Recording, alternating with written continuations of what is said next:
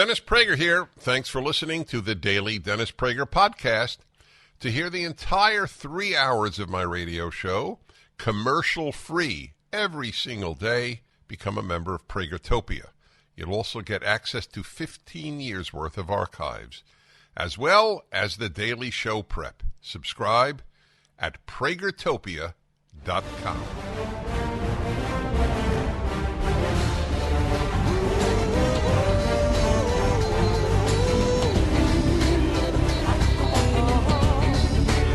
In the middle of the night, I go walking in my sleep. Dennis Prager here, and I am in Florida. I'm back tomorrow. Sitting in for me is Julie Hartman.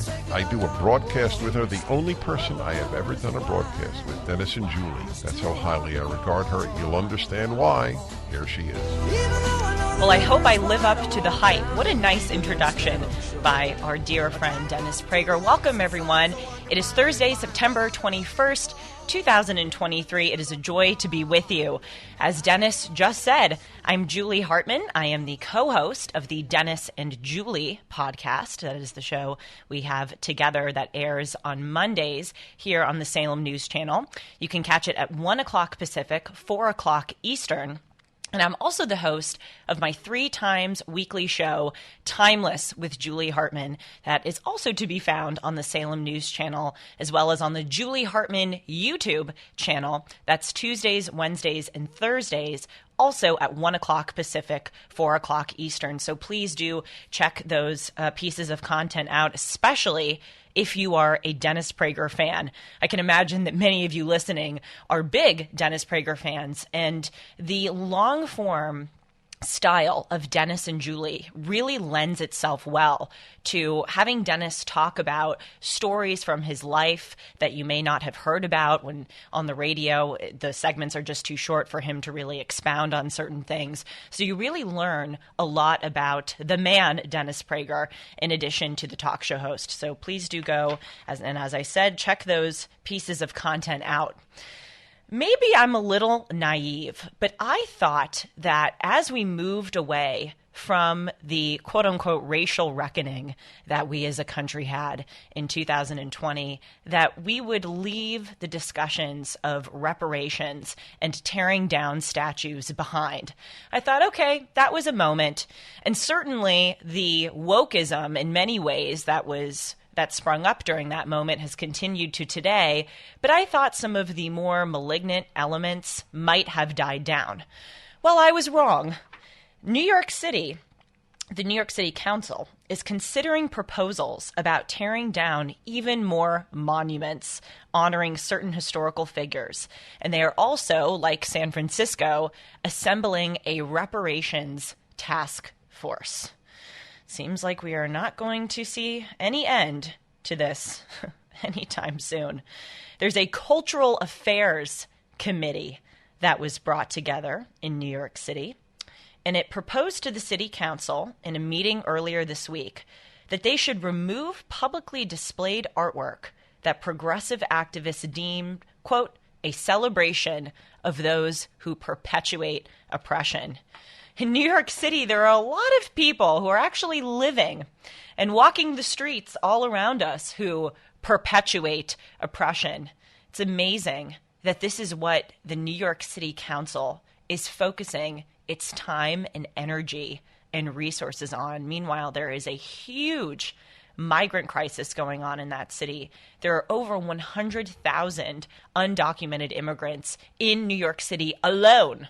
So you can only imagine how many more are scattered throughout the rest of the country. People are saying that the number is high as 7 million undocumented immigrants. But New York City is really bearing the brunt of it, even though it's a northern state, because the mayor, Eric Adams, said, "We are a tolerant place.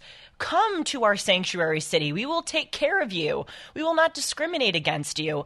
And now, even he is saying that this problem is destroying the city. But it's just incredible that given that issue that they are facing, that they spend, as I said, their time and focus and energy and resources on statues. Really?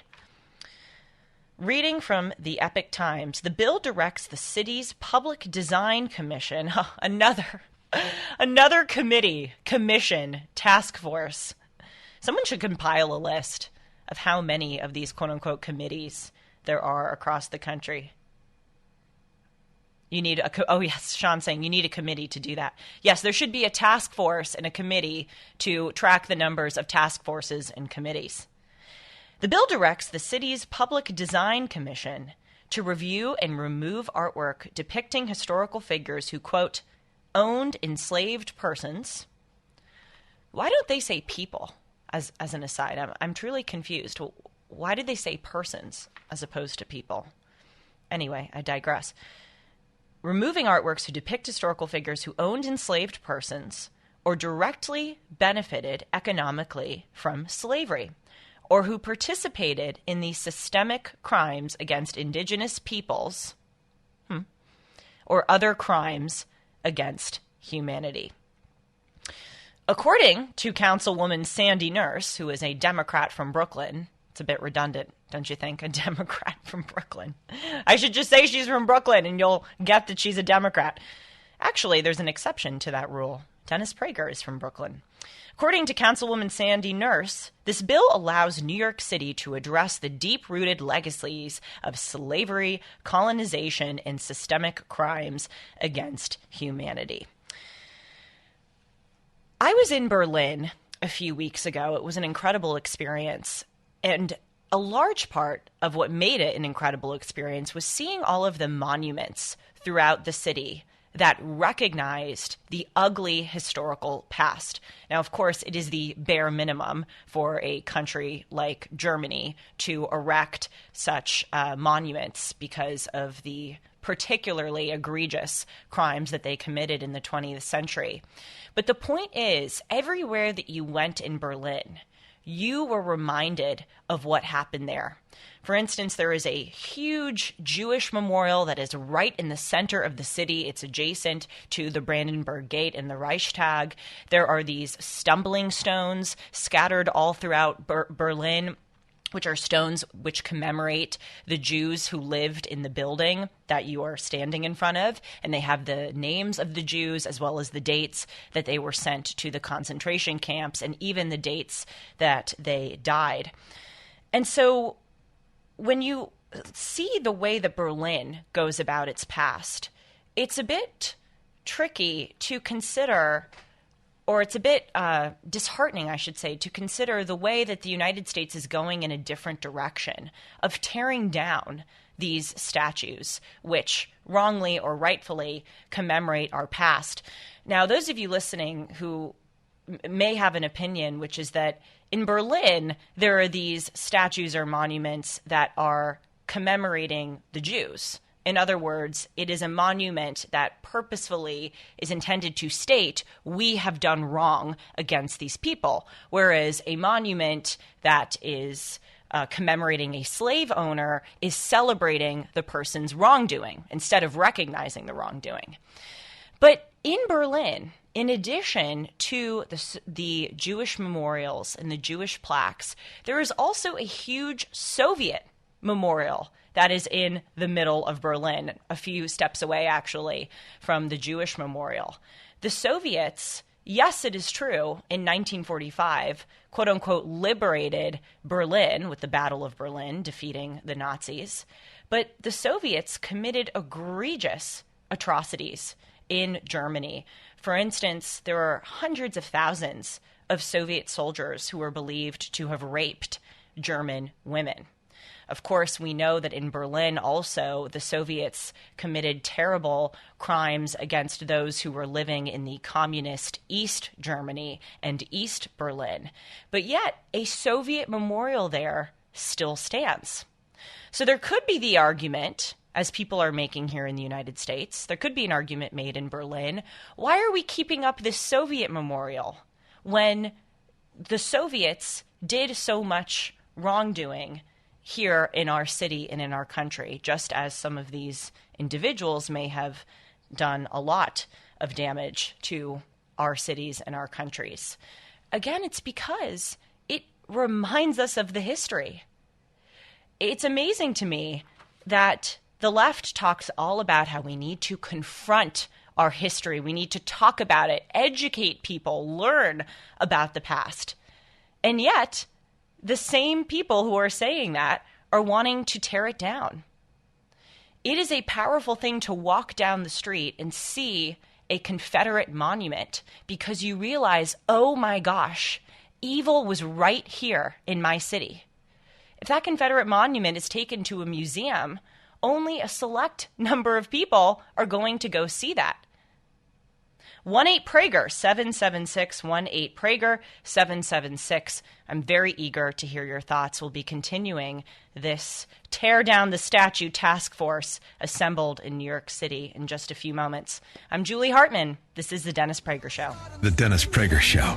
Mike Lindell has a passion to help you get the best sleep of your life. He didn't stop at the pillow. Mike also created the Giza Dream bed sheets. These sheets look and feel great, which means an even better night's sleep, which is crucial for overall health. Mike found the world's best cotton called Giza. It's ultra soft and breathable, but extremely durable. Mike's latest deal is the sale of the year. For a limited time, you'll receive 50% off the Giza Dream sheets, marking prices down as low as $29.98, depending on the size. Go to mypillow.com, click on the radio podcasts square, and use the promo code Prager. There you'll find not only this amazing offer, but also deep discounts on all MyPillow products, including the MyPillow 2.0 mattress topper, MyPillow kitchen towel sets, and so much more. Call 800-761-6302 or go to mypillow.com and use the promo code Prager. Julie Hartman here, co-host of the Dennis and Julie Show and host of my own 3 times weekly show, Timeless with Julie Hartman. We are discussing the New York City Council's proposal, or hearing of a proposal, that would tear down even more statues in the city of people who, quote, celebrate those who perpetuate oppression, or who owned enslaved persons or directly benefited economically from slavery, or who participated in systemic crimes against indigenous peoples or other crimes against humanity. I was arguing in the previous segment that one of the important things about keeping statues up of people who might have been despicable is that it reminds us that evil was right where we are. If you take those monuments or those statues and you put them in a museum, only the museum goers, the small segment of the population who actually cares to see such things, will be confronted, as the left says, with that ugly history. So it doesn't quite add up, this argument that we need to constantly be reminded of our defective past, but yet we're removing things that would remind us of that defective past. These statues, though, that are called into question in New York City right now in 2023 are not statues of people who were in the Confederacy. George Washington statue is one of the statues that they propose tearing down. One of the former mayors of New York City is another statue that they propose tearing down. And we see that back in January of 2022, the American Museum of Natural History in New York City took down the iconic bronze statue of President Theodore Roosevelt. My gosh, Teddy, what was so bad about Teddy? They took his statue down that was standing in front of the building for 80 years. The removal and restoration process of tearing down that Teddy Roosevelt statue was, you guess, actually pause right now, those of you who are listening, and guess how much it cost.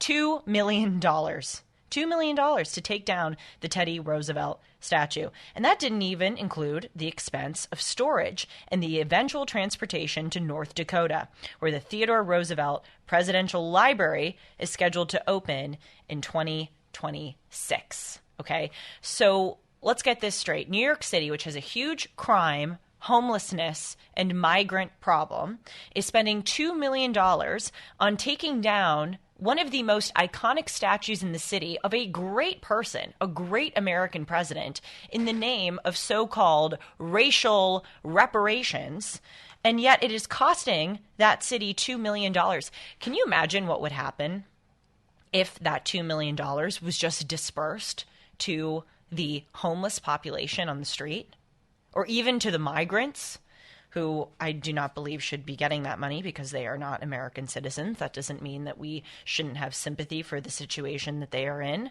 but that money should be first and foremost going to Americans. But $2 million for a statue? Mayor Eric Adams recently announced that he is cutting the New York City budget by 15% from every department in order to accommodate the migrant crisis, which is mentioned has over 100,000 people, undocumented immigrants, living in New York City. So let's get this straight. Our money is going towards these stupid projects like taking down a statue of an American president. And money is going away from the programs that supposedly help the American people and going towards non-American citizens. We are living in a profoundly confused time, a morally confused time, as Dennis would say. Let's go to Jason in Studio City, California. Hi, Jason. Thanks for calling in. Hi, how are you? Well, thanks. I'd like to recommend and suggest that we restore these monuments and charge these committees once the presidency changes hands. You know what? I totally agree with you, especially when it comes to someone like George Washington. Thank you so much for your call. You know, Dennis, being the Torah and Bible scholar that he is, talks a lot about the story of Noah, when God saved Noah and his family from the destruction of the flood. God decided to destroy the world by inflicting a flood because the world had just gotten so wicked.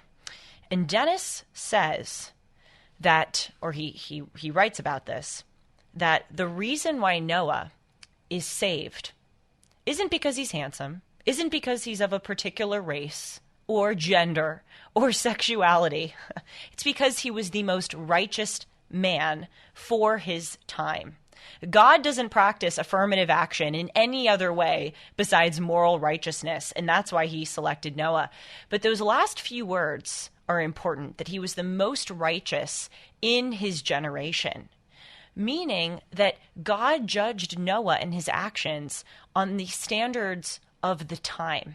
Maybe Noah wouldn't be deemed as fantastic or righteous of a person by our standards today in 2023, but we have to judge people based on the time in which they were living.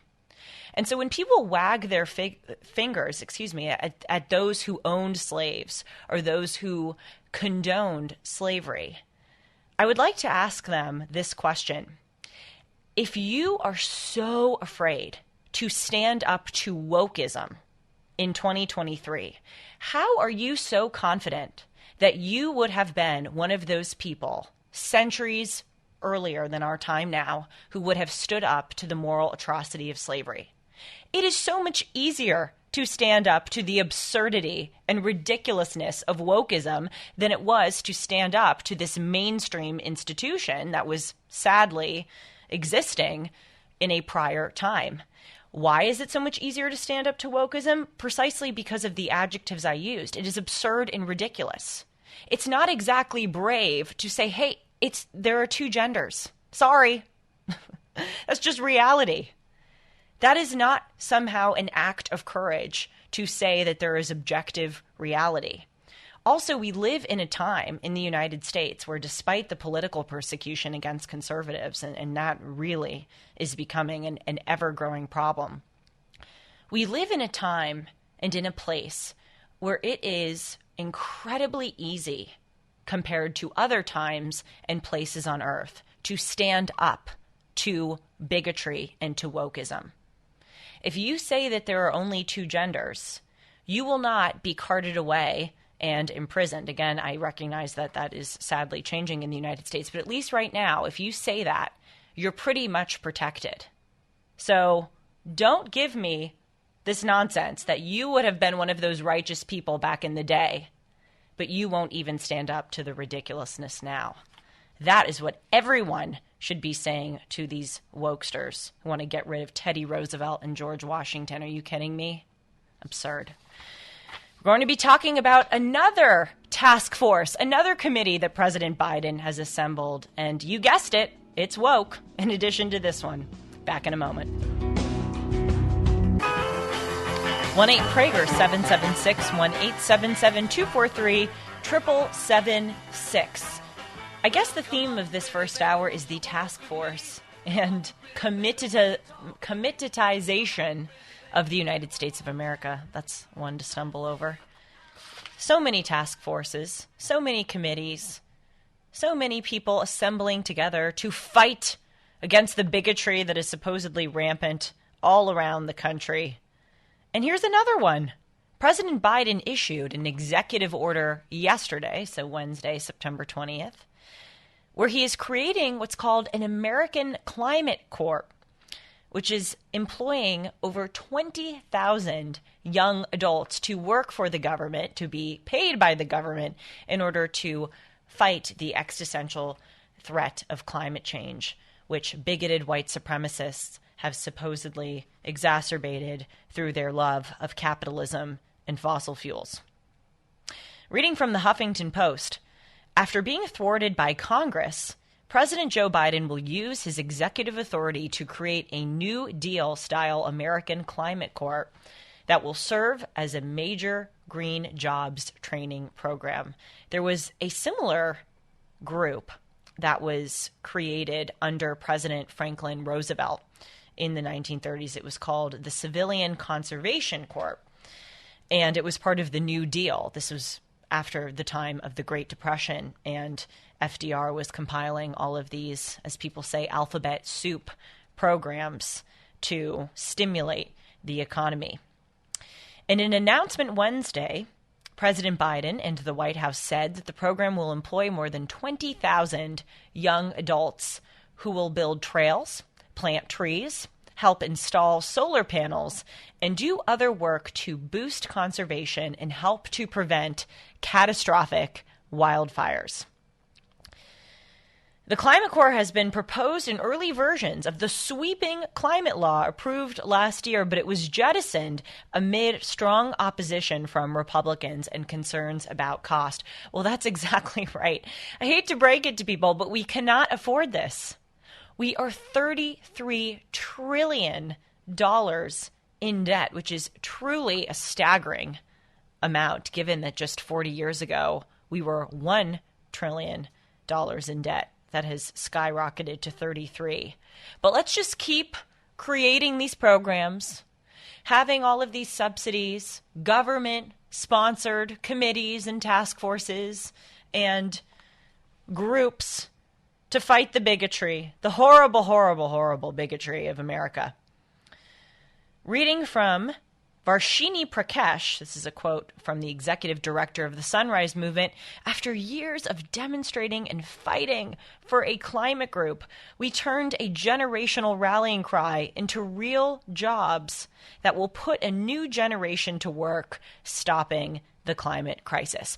So the White House has conveniently not told the American people how much this would cost. But if we go back to that earlier bill, which the Democrats proposed in Congress and then was shot down by the Republicans, in that bill, this climate group was costing us, it was proposed to have cost us $10 billion. Okay? $10 billion. That's about a tenth or an 11th of the amount that we are sending to fight the war in Ukraine. There are roughly 500,000 homeless people in the United States, all across the country.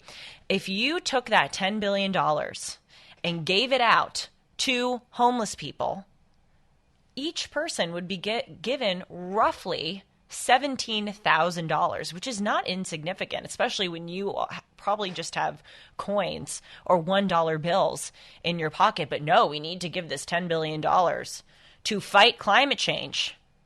Never mind the people like John Kerry and Klaus Schwab who wax eloquent about this problem and are flying around on private planes. You know, conservatives talk a lot about the environmental damage done by private planes. I recently looked this up. It was way worse than I had thought.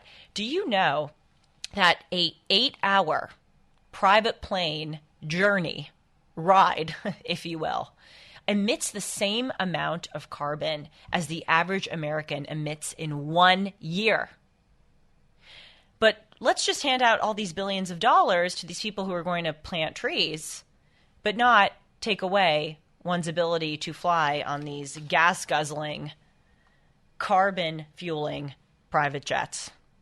1-8-PRAGER 776. Back in a moment. The Dennis Prager Show.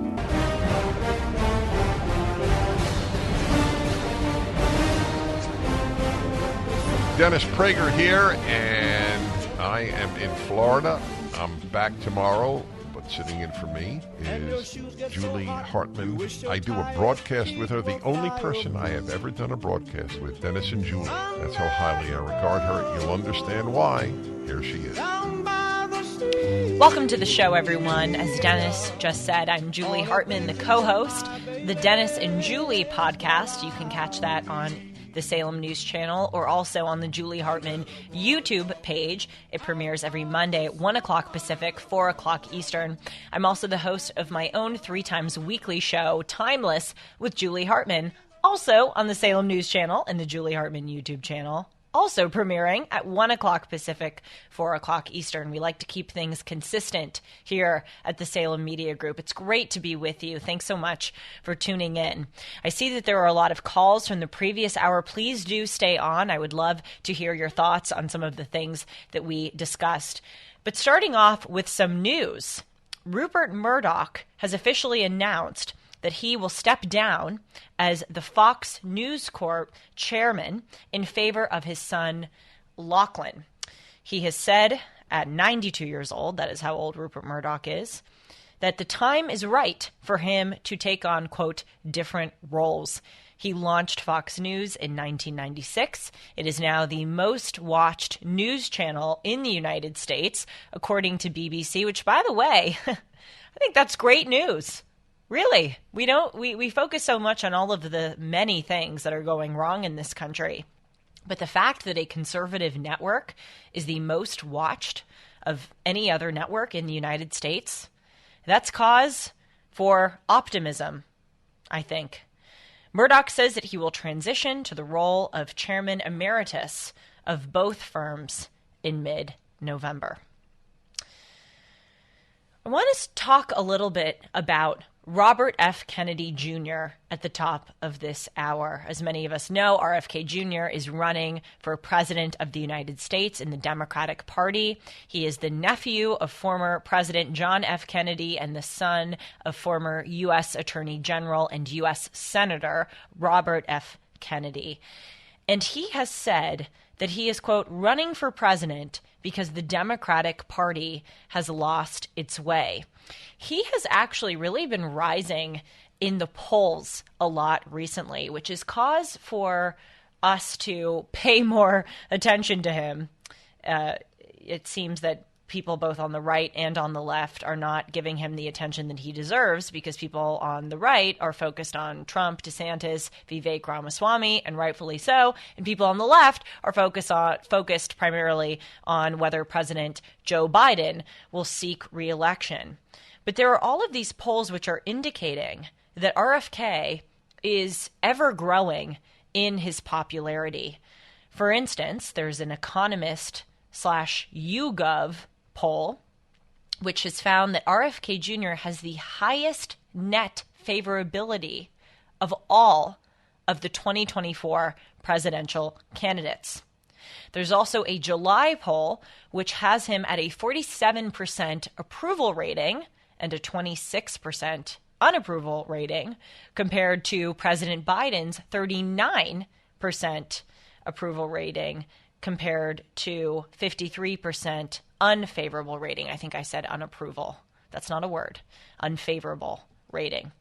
So RFK is 8 percentage points ahead of President Biden in his rating of favorability. And President Biden is about double percentage points ahead of RFK in his unfavorable approval rating.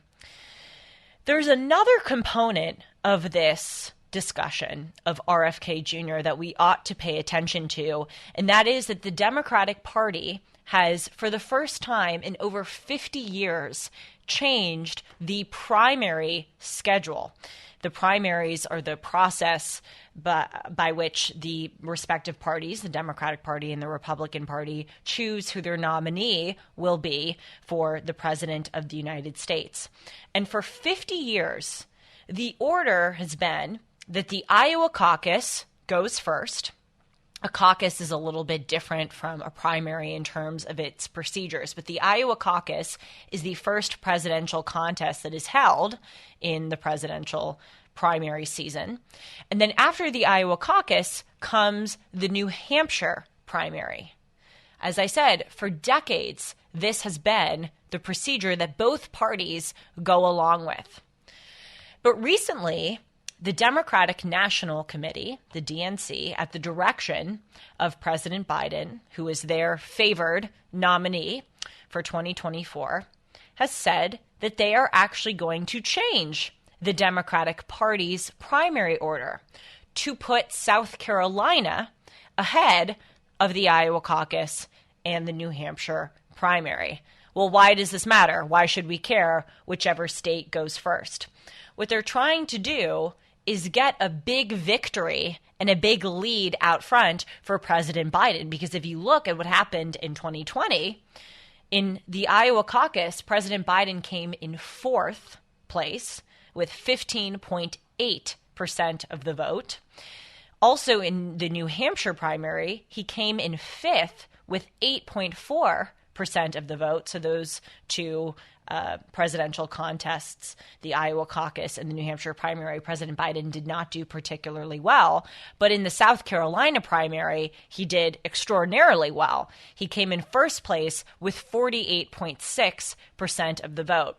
So what the Democratic Party is trying to do by putting South Carolina first is get a big victory for President Biden out front, because when candidates get an early victory or early high approval or favorability ratings, it means that they get more media attention, more donation money, and more of a sense that they might see it through and do particularly well in the presidential contest. But still, this is upending decades of the way that things were done. And another fly in the ointment is that the state of New Hampshire has a law which says that it must be the first primary in the country. On Timeless with Julie Hartman, I interviewed David Scanlon, who is the Secretary of State of New Hampshire, and I asked him, I said, okay, so let's say that the DNC sticks to its guns and says, no, we're holding a South Carolina primary ahead of an Iowa and New Hampshire one. What are you, as Secretary of State of New Hampshire, going to do about that, especially given your law, which obligates you to hold the first primary? And Secretary Scanlon answered me on my show by saying that no matter what, New Hampshire is going to hold the first primary. So when the Democratic Party schedules the South Carolina primary, which they recognize as the first primary, New Hampshire is going to do their own primary a week before that.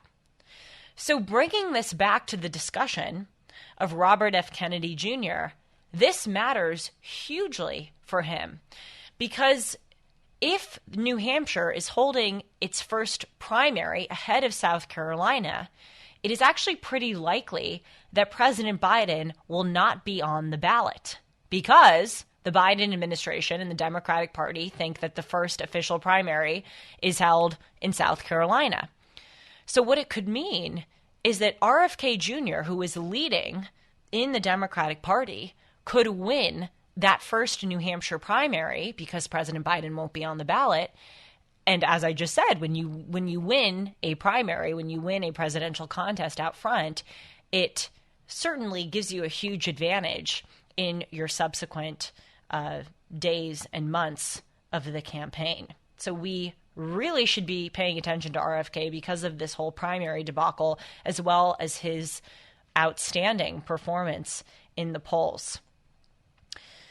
Here are some positions of Robert F. Kennedy Jr. I want to summarize them because RFK Jr. is so maligned in the media, and he actually talks about this as one of the things that he is running against. He's running against this censorship of people who deviate from right think, if you will, what is deemed acceptable to think and believe in the Democratic Party. He has said, that over $2 million has been allocated by the DNC to malign and marginalize him. Quote, this is from RFK, I think that most Democrats care about one thing more than anything else, which is to beat Donald Trump. So Kennedy is saying, I don't know why the DNC is maligning me. If I can be that Democrat that does this ahead of President Biden, who is clearly not doing so well cognitively and also in terms of his governance, then why is the DNC going to such lengths to try to quash me? Continuing with the discussion of RFK Jr., I want to hear what you think about this candidate. 1-8-PRAGER 776. Under the boardwalk, out of the sun. Under the boardwalk, we'll be having some fun. Under the boardwalk. I'm interested to hear your opinions of RFK Jr. 1-8-PRAGER 776 1-877-243 777-6. RFK Jr. is doing spectacularly well in the polls, given that he is a challenger of the President of the United States within the president's own party. As I mentioned, there's one poll that has him several points ahead in favorability ratings to President Biden and many points behind President Biden in unfavorability ratings. So let's go through here some of RFK Jr.'s positions, because this will, I think, explain a lot about why the Democratic Party is allocating $2 billion in media financing to try to smear him and marginalize him. And it also shows why the Biden administration views him as such a threat. You know what was really sad to see? There was a video that circulated on Instagram from Caroline Kennedy's son, Jack Schlossberg.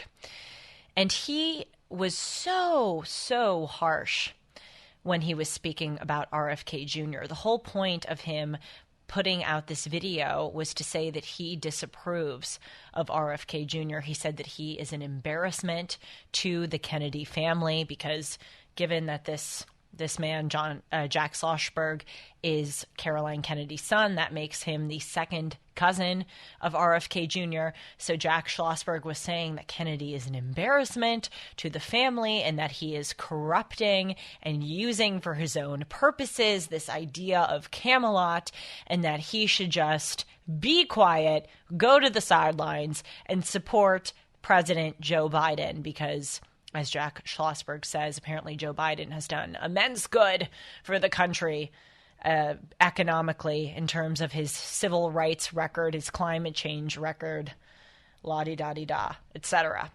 But it's really sad to see that even members of the Kennedy family are going against him and being so rude and unsupportive of his, I believe, noble efforts to try to reform the Democratic Party from within, and then from there, reform the country for the better. So one of the main things that RFK Jr. campaigns on is that we as a country are, quote, addicted to war, as he would say. One of the big problems we have in our federal government is the addiction to war, RFK Jr. said in a recent interview. President Biden went to Congress and asked for another $24 billion for the Ukraine war. We've already spent $8 trillion on wars since 9/11. If we kept that money at home, we could have child care for every American. We could have free college for every American. We'd be able to pay for our social security system. So he is pledging that if he becomes president of the United States, that he will stop this war industrial complex, and he will try to give that money towards people, the American people, and their endeavors. He's also talked about the dangers of the COVID-19 vaccine, that he is not anti-vaccine on principle, but he thinks that the American people have not been told the truth about the possible downsides and bad effects of the COVID vaccine, and that they ought to be aware of that information to make an informed decision about whether or not they would like to take the vaccine. He has also talked about his opposition to the Democratic Party's border policies. This is really amazing that someone who identifies as a Democrat is being so bold as to say that the party in power is not doing so well with regard to this issue. He has said that the southern border poses a humanitarian crisis to the United States. It's been, quote, a disaster to our country. 7 million people have come in to the United States. That's taken up a lot of our resources, monetary and psychological, too, as people are trying to figure out ways to support these everyday undocumented immigrants on our streets. And he has also said that, it's a humanitarian catastrophe because these 7 million undocumented immigrants don't have any legal status in this country. So they're vulnerable to being exploited by people who will pay them $5 or $6 an hour to do work because they know that they can't sue them for paying them such a low cost because they don't have any legal status. Isn't that a pretty woke left-wing position to take? Seriously, that you have these people who are vulnerable and might be exploited? RFK Jr. is saying that, and it is certainly true. I mean, my gosh, what is happening to a lot of these migrants, in addition to being exploited professionally, many of them are being exploited sexually. The amount of trafficked sex workers that are migrants is huge. So why is RFK Jr. being so maligned in the Democratic Party for expressing this very humanitarian position? I'll give you a few more that RFK Jr. stands on. He really is it seems he is a true Democrat in the sense that he is a liberal. Dennis often makes the distinction between liberal and leftist. Liberals support free speech. They support the basic principles that were founded in our country and that have impelled us forward. Leftists don't. But nevertheless, the Democratic Party is going against RFK Jr. because the Democratic Party has turned into a leftist party, not into a liberal party. RFK Jr. has talked about the economic downfall of the United States, the fact that all of these corporations, 200 corporations, according to the Wall Street Journal, have bought tens of thousands of single-family homes in the United States, including entire neighborhoods, and they are increasing rental prices in order to economically benefit their own corporations. He's come against the World Economic Forum, people like Larry Fink, the CEO of BlackRock, and Klaus Schwab, the founder of the World Economic Forum, waxing eloquent about the need to create a new world order and a great reset, but that new world order and great reset are on their terms, i.e. imposing fossil fuel restrictions for people in the United States while they fly on gas-guzzling private jets. And of course, RFK Jr. has also talked about big tech censorship. He's actually filed a legal action against the Biden administration and Google over censorship because he was barred from Instagram at one point because supposedly he defied Instagram's COVID-19 rules. I can see that many of you have thoughts about RFK Jr. I'm eager to hear them in the next segment. 1-8-PRAGER 776 1-877-243-7776. The Dennis Prager Show. There are two Dennises in Florida today. Dennis Prager, who is in Florida for his grandson's bar mitzvah. And then there's Dennis in Tampa, who has some thoughts on RFK Jr. Hi, Dennis. Hi, how you doing? Well, thanks. I just recently saw Trump's speech in Erie, Pennsylvania, where he mentioned that he was going to go after and try and look about the vaccines for kids that are with autism and stuff like that. I was just wondering if you thought maybe that he would probably pick RFK to run that portion of it, because Trump always likes picking people who know what they're doing in a certain area. I mean, I know he's a liberal. I'm not a big fan of that, but I mean, I just wanted to know what your thought was, that if you think he'd pick RFK to run that portion of going after the vaccines for children. Oh, I think RFK Jr. would be a great pick that President Trump might make, because he has been he actually wrote a book on vaccination, and so he has been pretty consistent with regard to his views. And most recently, since the advent of the COVID-19 vaccine, he has said, wait a minute, this isn't necessarily a bad thing, but why don't we just slow it down a bit and not mandate people to get it? Let it be up to their own personal choice, and if they think that they ought to receive such a thing. So yes, I think President Trump would do that. It seems, I mean, when he was president, he passed the First Step Act, which was this huge prison reform bill, which many people, especially on the left, would not expect someone like President Trump to even consider passing, let alone pass. So it seems that he is willing to bring in people or bring in causes that are, quote unquote, not in line with conservatism, or including bringing in someone who is a Democrat. So yes, I do think that might be a possibility, and I think it would be a great one.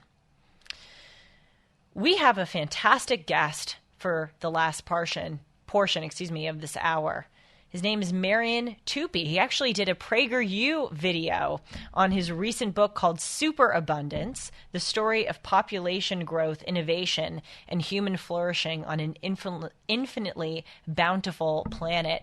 I love watching PragerU videos. And no, it's not just because I have a show with Dennis Prager or I guest host for his show. PragerU is such an informative resource for people, especially who are right of center. And I watched this video, and it kind of upended my understanding of all of the things that we have been taught about the world today, that we are somehow in this state of not having enough resources. Marian Tupy upends that understanding. He is a fellow at the Cato Institute, and I'm so happy to welcome him on the Dennis Prager Show. Hi, Marian. Thanks for coming on. Hello. Thanks for having me. So your book disputes that there is going to be a scarcity here in the United States. Can you just, for the audience, give a synopsis for those who may not have watched your PragerU video of why you think that? Well, sure. I mean, historically, people thought that when population increases, things will become scarcer, right? If there's a fixed pie, then the more people you invite to dinner, then people will have to have smaller slices, right? Except that the pie isn't fixed. We can grow the pie. We can increase resources so that even as population of the United States grows or the population of the world grows, we can have more. And we grow the pie through the application of human intelligence, or human brain. For example, per acre of land, we can now get much more corn, wheat, or rice than we used to in the past. We can grow more food than our ancestors could. So all that we need is really more minds, more brains. And if you think about human progress or abundance of resources from the perspective of the human brain, then what we need is more people to have new ideas, to apply their minds toward bettering of humanity and bettering of the world. And if you think that way, then suddenly humans are not just a detraction. They are not just bad for the world. It's the opposite. They're good for the world. Instead of being cancer on the planet, humans become the benefactors of the planet. In this previous segment, I was talking about RFK Jr. and his immense popularity in the Democratic Party. And one of the things that he is campaigning on is that the American elite, really run by the Democratic Party, has told us a lot of lies about the state of our country and of our world. And one of them is this idea of food scarcity. And also a supplemental part of that food scarcity is this booming population. So I'm eager to hear what your response to that is. We're going to continue with Marian Tupy in the next segment. He is the author of Superabundance, the story of population growth. Back in a moment. Blue skies, we gonna fly. Welcome back to the Dennis Prager Show. I'm Julie Hartman, co-host of the Dennis and Julie Show and host of my own 3 times weekly show, Timeless with Julie Hartman. We have Marian Tupy here as a guest. He is a fellow at the Cato Institute, and he is also the author of Superabundance. So, Marian, in the previous segment, I was asking you this question that sort of goes against the understanding that most Americans have of our idea of abundance, and that we're constantly told, at least I was told this a lot in college, that there is a food scarcity in the United States and all around the world. And that food scarcity is being fueled by a boom in the world population. We've now reached over 7 billion people. So what is your response to that? Is there a food scarcity, and is there a population problem? No. I mean, let me first recognize that food is actually more expensive than it was 2 years ago, in large part because the idiots in Washington, D.C. have brought about inflation, which has increased prices of food. And also we had the Russian invasion of Ukraine, which also contributed to the rise in prices. But in the long run, we are not talking about the last 2 years. Let's say in the last 100 years, food is substantially less expensive in terms of the amount of time that people in America have to work in order to buy something. Let me give you just a few examples. In the book Superabundance, we looked at food prices between 1919 and 2019. And what we found, for example, was that eggs have fallen in price relative to wages by 97%. So instead of one egg, for the same amount of time that you work to buy a dozen eggs, now you can get 36 dozens eggs. You know, chicken fell in price by 96%, rice by 96%, corn by 96%. Butter by 94%. So when you look at the broader scope of history, if you look at how this country has performed over the last 100 years or so, it is nothing but staggering. And so in spite of the fact that we now have 330 million Americans and we have 8 billion people in the world has never been better fed. Famines have basically disappeared from the world outside of war zones. Obesity is increasingly a problem, even in sub-Saharan Africa. We are simply able to produce much more food per acre of land than we used to before because of better techniques, better fertilizer, better pesticide, and so on.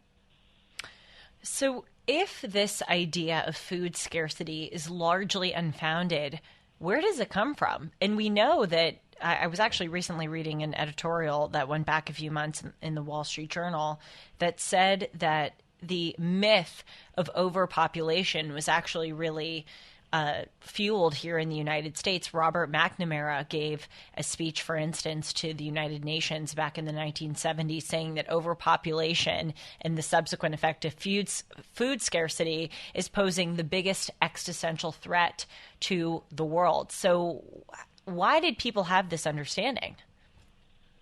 Well, partly because it's of outdated ideas. McNamara was a Malthusian. Basically, Thomas Malthus was the British economist who came up with the idea of overpopulation. But in the 1970s, especially, and well into the 1980s, people believed in overpopulation. And that's, I think the biggest problem is that people like that sort of tend to look at humans only as consumers. Okay, so everybody in the world, has an empty stomach, needs to be fed, etc. But every human being comes into the world not just with an empty stomach, but also with a brain capable of creating more abundance for all of us. All those technological changes that happened increased productivity in the agricultural sector, and therefore we have more food. But where did those ideas come from? Where did those technological breakthroughs come from? And they came from the human mind. So the human being is not just a consumer. He is, above all, a creator. And I think that a lot of people don't understand. Mm. You were talking about the problem of obesity, which is a superabundance problem, apropos of the title of your book. What can we do in the United States to mitigate that issue? Well, every time humanity solves a problem, it creates other problems. That's just how the world is. We have eliminated a massive problem, which was starvation. For most of human history, people were constantly hungry. It is almost unimaginable to an American or for the European today to understand what life was like 200 or 300 years ago, when hunger was something that people felt on average every day. All of us, and we have abolished that. Today, as you say, we have so much food that many of us are obese. And for a long time, we have tried to get around the problem by, better diet and exercise, and all those things are important. But only recently, again, humanity has solved this problem with a new drug called Wegovy and Ozempic. We now have drugs that if you simply don't have the will to exercise and to watch what you eat, you can now take drugs that actually decrease your craving for food. So maybe this is a problem that has a solution after all. Now, right now, Wegovy and Ozempic are very expensive, but they will be off patent within 15 years. Generic drugs will be available, and people who are obese will have access to cheap drugs to make them thin again. Marian, one of my heroes is Niccolò Machiavelli, and people on the left would probably hear me say that and go, of course, the bigot conservative Julie Hartman loves the Machiavellian Niccolò Machiavelli. But one of the things that I appreciate is that he has such a great judgment and wisdom with regard to human nature, and he has this particularly controversial, but not unfounded part of his book, The Prince, where he says that if you want a civilization to function properly, you should actually settle your civilization on land that is difficult to manage, because it keeps people busy and it keeps people sort of in check. In other words, it doesn't give them enough leisure time to toy around with crazy experiments and crazy supposed problems, as we are seeing here in the United States. And I sort of extend that line of logic to abundance. My question for you is, a la the Machiavellian wisdom, are we worse off for our superabundance? Historically, we've been talking about the threat that a lack of abundance would pose. But here we have, as you say in your book, an excess of abundance. Are we worse off for that? Forgive me, we're going to have to continue in the next segment because of limited time. Back in a moment with Marian Tupy. I'm Julie Hartman. The Dennis Prager Show.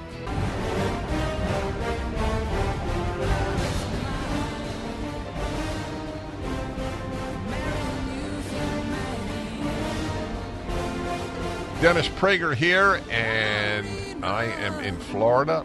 I'm back tomorrow, but sitting in for me is Julie Hartman. I do a broadcast with her, the only person I have ever done a broadcast with, Dennis and Julie. That's how highly I regard her. You'll understand why.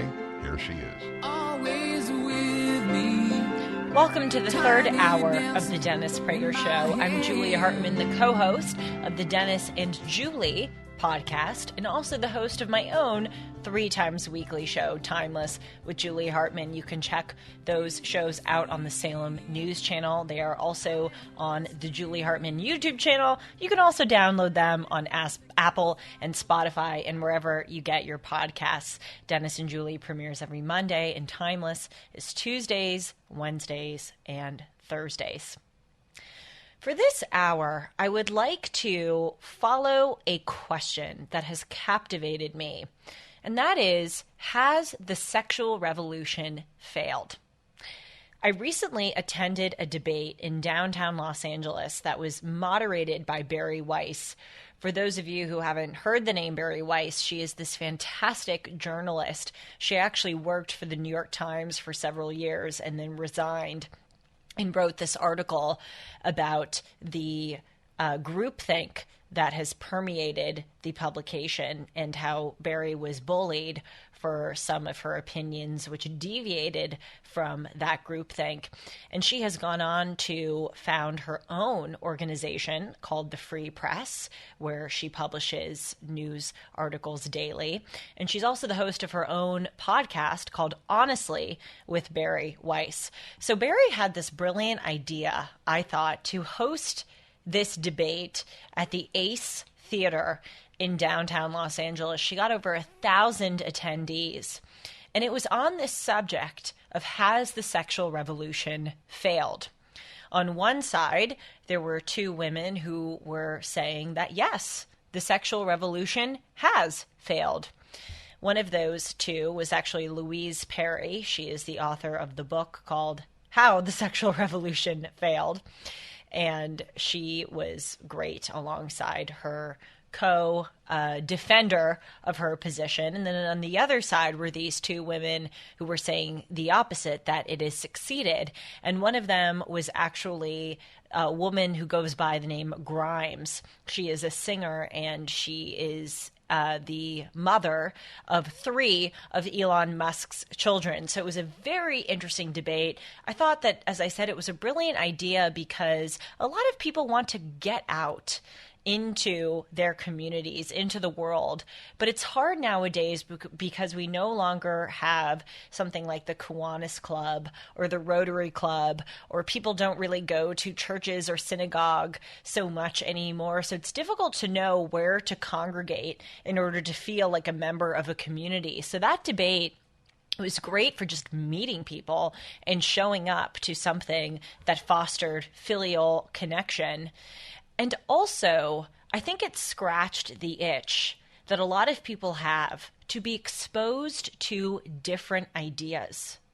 As difficult as the situation in the United States has gotten, as much as this corrosive anti-free speech sentiment has taken hold in our institutions, I really do believe that a lot of Americans crave that kind of disagreement. So for those reasons, the event was fantastic.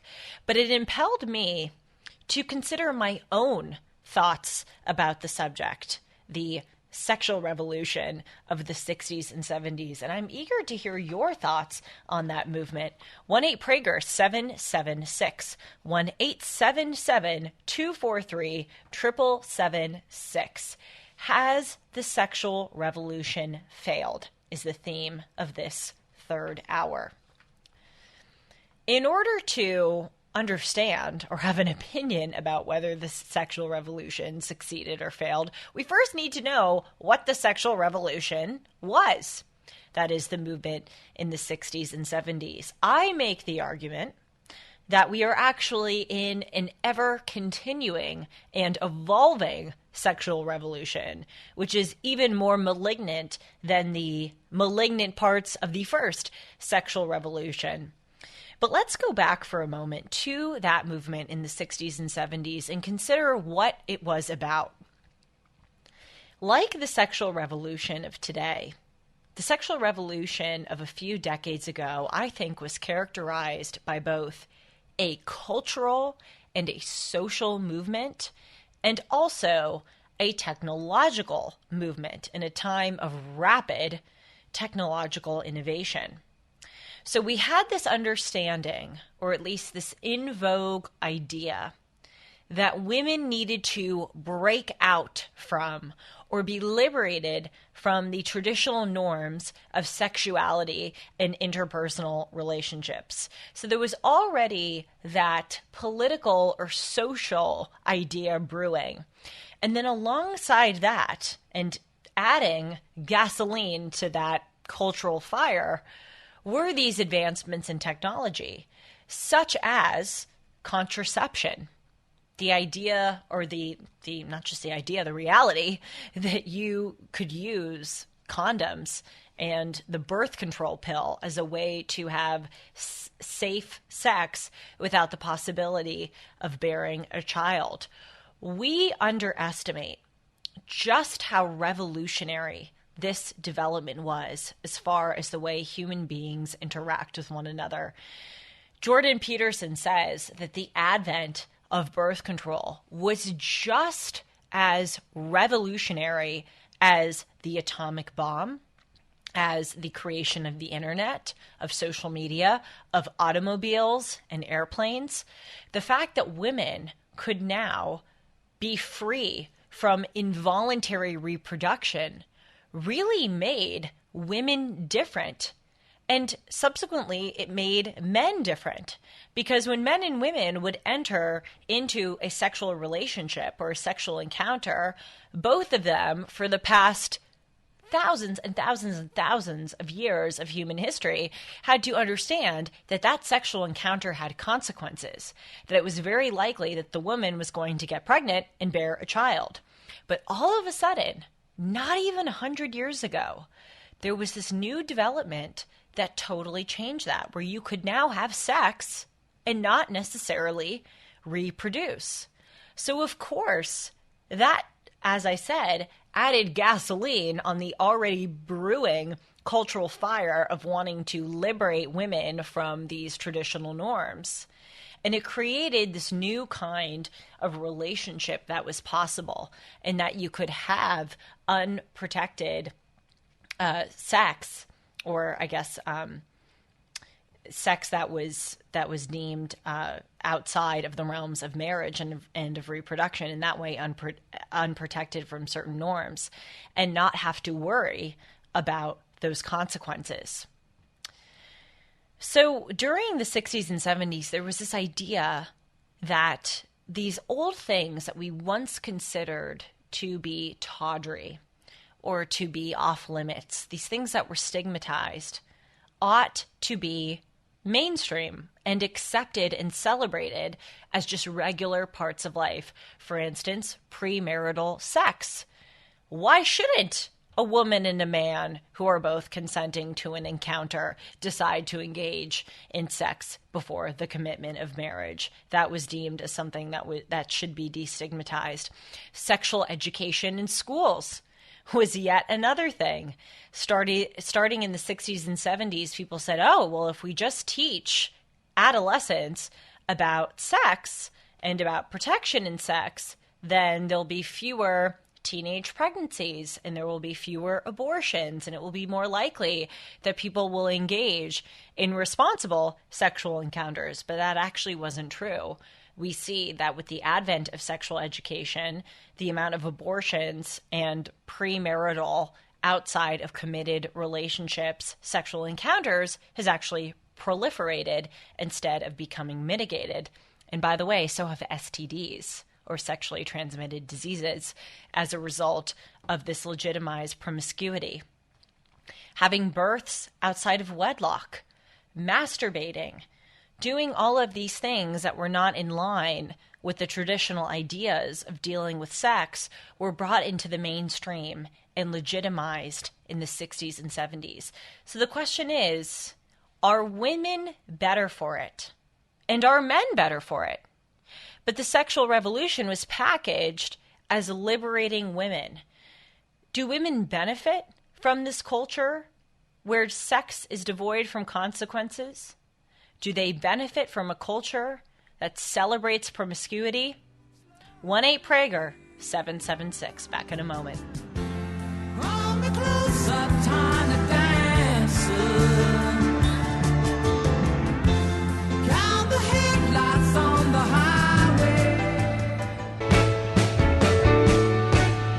On to this subject of the hour. Has the sexual revolution failed? I'd like to make you aware of a few statistics about the certain developments or outcomes of the sexual revolution that you may find to be surprising. If we look at the amount of women in the workforce, that was one of the main things about the sexual revolution of the 60s and 70s. It was that, well, why are men predominantly in the workforce? Women should be able to have the same opportunities as men. And by the way, that's not wrong. That's absolutely true. If we look at those statistics, then the sexual revolution has been a success. In 1950, the population of women in the workforce was 34% compared to 75% of men, which, just as a note, as an aside, We hear often about the 1950s as this terribly oppressive time for women where they were confined to the home to be domestic workers and mothers and wives.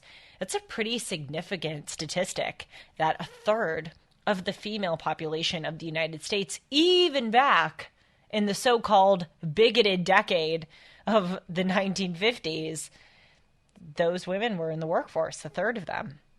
But over time, this has just increased and increased and increased. In 1960, it was 38%. By 1980, it was 52% of women in the workforce. And by 2019, nearly 60% of women are in the workforce. Now, you may remember a few moments ago that I said that in 1950, 34% of women were in the workforce compared to around 75% of men. By 2019, that number dropped to about 68% of men. So as women have been ever increasing their presence in the workforce, men have been dwindling slightly as far as their presence. Men must think this is wonderful. Sex unattached from consequences, sex unattached from marriage, promiscuity legitimized, and more women working in the place of men. Men must be like, thank God for the sexual revolution. What was such a failure about this movement? Well, again, it overwhelmingly was a beneficial thing to men, but not to women, which social justice warriors should care about, though, of course, it's heresy to even suggest that the sexual revolution might have some downsides. Some of those downsides include that the marriage rates have gone down over the past few decades hugely. In 1948, 16.2 per 1,000 Americans were getting married. In 2000, it was 8 per 1,000, so half of what it was in 1948. And then in 2022, it was 6 per 1,000. Marriage is an institution that, contrary to the left-wing belief, actually benefits women. Why? Because it makes a man both legally and, in the case of religious marriages, spiritually obligated to and committed to a woman. And when a woman takes a man's last name, which is deemed as so awful and bigoted in 2023, it is actually the opposite of that, because it indicates a sort of exchange. The woman is saying, I will take your name as our family name, and in return of my honoring you in this way, you will honor me by protecting me, by protecting our children, by being the financial and authoritative head of the household. So women have been the casualties primarily in this war on marriage. I could go on and on. The birth rate has gone down. In 1950, it was about 25 per 1,000 people were giving birth, and now it's about 12 per 1,000. There's a proliferation of pornography. If you look at Pornhub.com, that is just one porn site among many. It has 33.5 billion visits annually. The population of the world is just 7 billion, and Pornhub has become in the top 5 most visited websites ever in the past 5 years. STDs have proliferated. Since the 80s, 8 new sexually transmitted diseases have been recognized and developed in the United States as a result of this constant, rampant premarital sex. Out of wedlock birth rates have gone up in the same time. Fatherlessness has also gone up. Hookup culture on college campuses is rampant, where fewer people are dating, more people are just having these one-off casual sexual encounters. So yes, in some ways, primarily by bringing women into the workforce, it has benefited women. But with all these other developments, can we really say that women have stood to gain as a result of this cultural and technological transformation? I'm not so sure, but let's hear from you. Grace in Denver, Colorado has some thoughts on this subject. Hi, Grace. Thanks for calling in. Yeah, for sure. I wanted to just make a statement that I feel like the internet is actually really dangerous for the so-called sexual revolution. Mm-hmm. I see a lot of terrible videos and conversations and YouTube, like talk shows about being empowered or independent or whatever for women particularly. And I'm only in my late 30s, but I remember that music took a dramatic shift about a decade ago and really kind of talked about women being empowered because they are promiscuous and right. because they don't subscribe to any of the standard things. Grace, we'll continue with you in the next segment. You raise a very important point here about so-called empowerment. Back in a moment. Listen to the field, it's gone. It's the final segment of the third hour of the Dennis Prager Show. I'm Julie Hartman. Let's go to Cindy in Washington. Hi, Cindy. Hi, Julie. I just wanted to thank you for a great show and your take on this. Thank you. Thank you so much. Yes. And I wanted to say that I really agree that men and women have equal value, because God made us in his image. So that value is placed on us and it doesn't change. Just like a painter makes a painting, he sets the price. But it's different roles. And I loved reading the book called The Rules. And she said men need to court women because it helps them grow up. Yes. And women want men to court us because maybe it doesn't help us grow up, but it certainly makes us feel valued. And it's this Absolutely. Gentle dance between men and women that needs to happen. The time, you do it God's timing. You take time to see if this person is thoughtful or whatever you're looking for. And I'm happily married for 5 years. We're both believers in Christ, and it's just such a best friend. It's my second marriage, but boy, is it so much better than my first. Well, good for you, Cindy, and thank you so much for calling in. It's very inspiring to hear that you have found such happiness in marriage. If only colleges could host speakers which talk about the benefits of the so-called conventional, traditional lifestyle of getting married, having children, building a religious community, loving your country. I think that part of the resistance to those values is that they're seen as boring, that if you follow that quote unquote status quo traditional path, then you're consigning yourself to a diminished or dull life. But it's actually the opposite. The way to have the most fulfilled, energetic, vivacious life is to follow those benchmarks because human beings need benchmarks. I love what you said, Cindy, about this distinction. Men and women are equal, but they are not the same. In Genesis, God says in the Bible, when he's creating Eve, he says to Adam, I will make you a helper who is your equal. And that sentence reflects both of these. I'll make you a helper, i.e. someone who is distinguished from you, someone who is different from you in their abilities and in their purpose, but who is your equal, and that they are the same as far as their worth. If only both sexes and both sides of the political aisle could understand this, it would create such a more harmonious situation, not just for women, but for men. And not just for women and for men, but for children and for everyone in society involved. It is a case for reality because no matter how long and no matter how hard we try to run away from reality, it brings us back in every interaction. We cannot avoid it. So we should understand it and seek to make it the best that we can be instead of running away from it. I'm Julie Hartman. You can follow me at Julie R. Hartman. Thanks so much for being here.